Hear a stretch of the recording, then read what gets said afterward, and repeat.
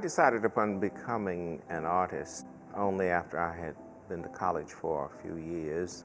A year and a half or so at Howard University, I actually entered college with the notion that I would be a social science teacher. And on being exposed to art, taking a couple of courses at Howard University with James Wells, Lois Jones, James A. Porter, the classic art teachers of the time, actually, I decided that I really wanted to pursue art as my major and put the history and the social sciences in the background. And that's how it began in 1950 and pursued the courses thereafter.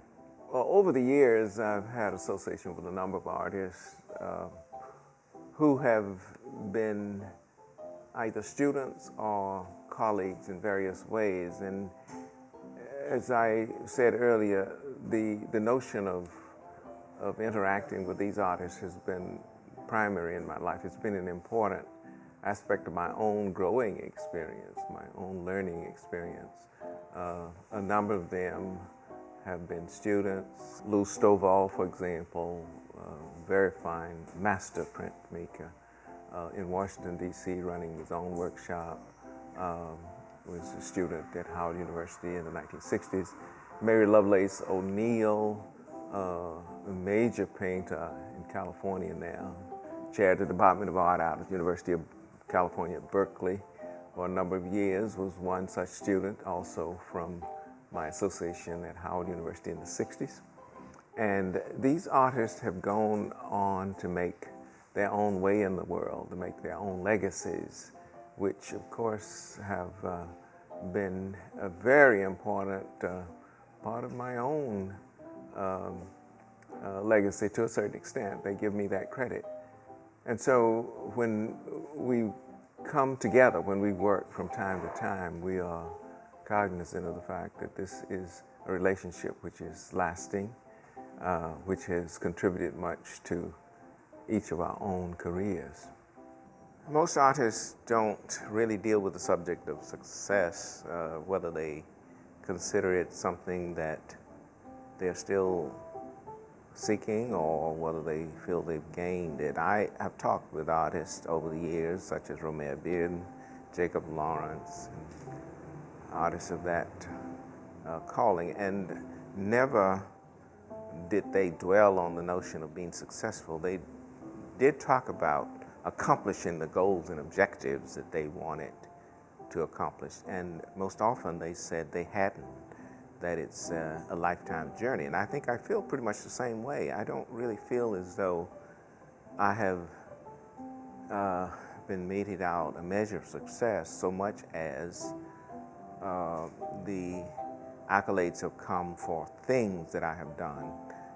I don't know that I really know what the definition of success for an artist is, other than being able to make a living with what he or she does and being satisfied to practice the craft. Now that for me is more important than anything else, to have the gift of artistry, to have been given this spiritual gift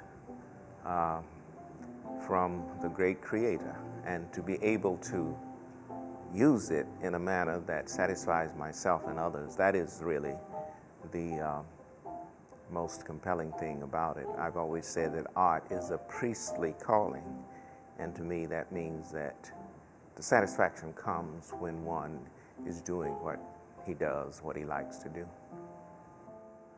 I've had the joy and delight of having people tell me from time to time that I have done a service that's invaluable in the field, that I have enabled other artists to pursue their work with distinction and pleasure. And to a certain extent, this may be true, and I have enjoyed that over the years, but I perhaps think the most important thing to me was to be able to be a teacher and pass on the legacy of art to those who were with me and who shall be coming after me to understand that art is this very special calling, that it is something that people around the world enjoy, look forward to having, participating in. And so I think being a teacher of art almost 44 years was the culminating aspect of my career. Now, I could isolate a few things like being awarded the Presidential Medal in the Humanities by President Bill Clinton, and other accolades that might be equally important. But I would go back to the notion that helping somebody else to get where they want to go in their career, in particular, young creative people, young artists, gave me more satisfaction than anything else.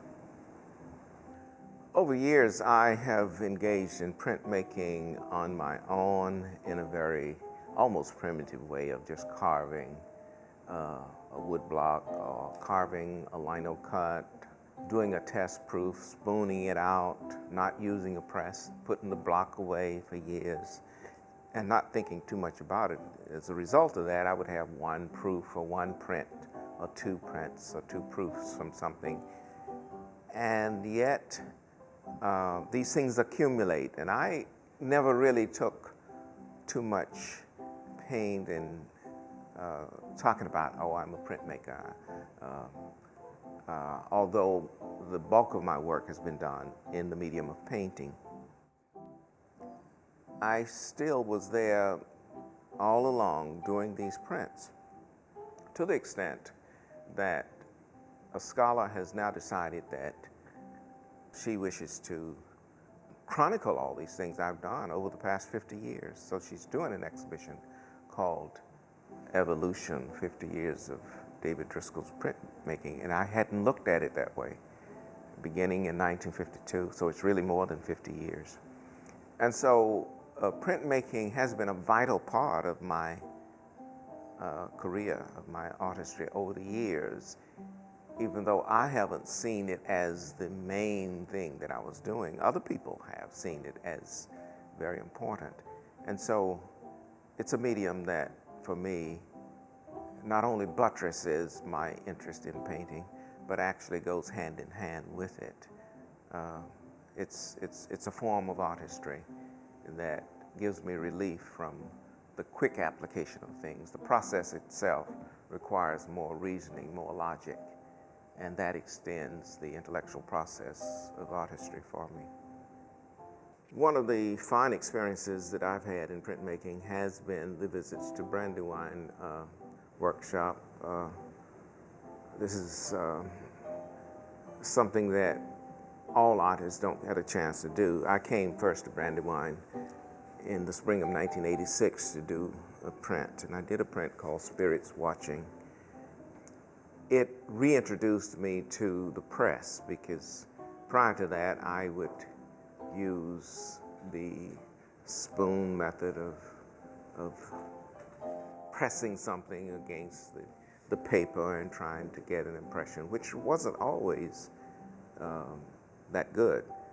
And so coming to Brandywine that spring reintroduced me to the press and allowed me to have a chance to see the possibilities there that I really should have been engaged in all of the time. Now coming back a second time, I'm even more excited, not only from the point of view of what this press does, or what Brandywine has done over the years for artists, but because it gives you a new vision each time of what you can do, the experimental process that's there, and the working relationship that's always so very wonderful with all of the staff. So for me, it's a renewal of process, it's a renewal of interest, but most importantly, it's a chance to reinvent my own creativity, and Brandywine has done that for me.